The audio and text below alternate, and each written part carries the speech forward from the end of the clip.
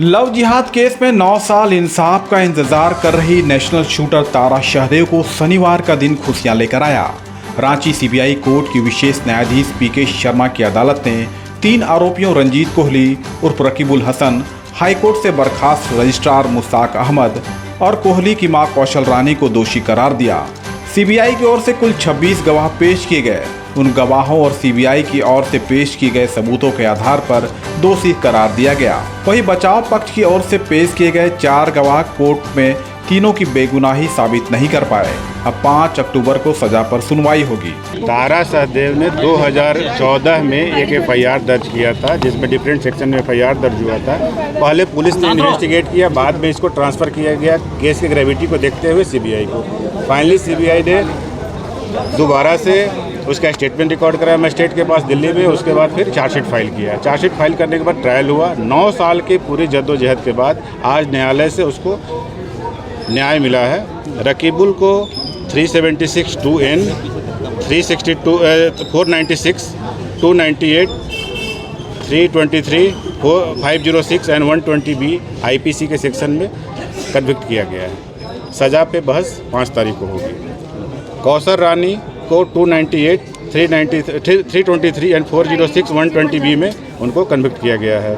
मुश्ताक अहमद को 298 and 120B में convict किया गया।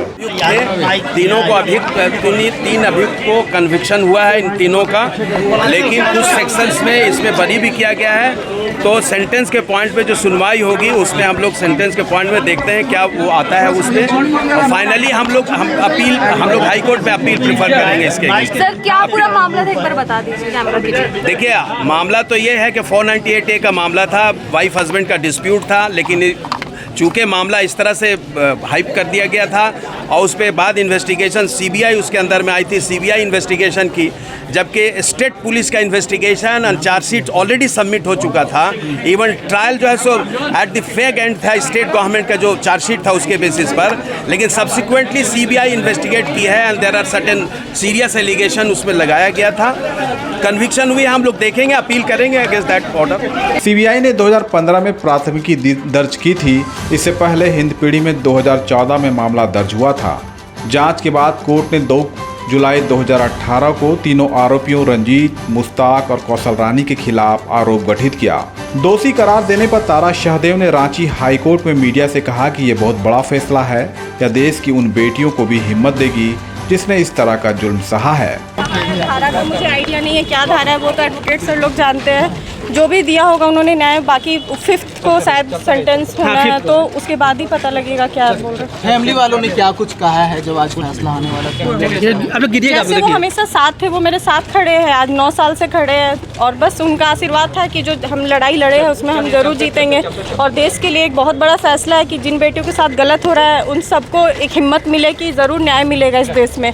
न्यायपालिका ने आज ये साबित कर दिया कि जिसके साथ अन्याय होता है उसको न्याय ज़रूर दिया जाता है। बस आप सबको धन्यवाद। 5 साल को 5 अक्टूबर को सेंटेंस होना है।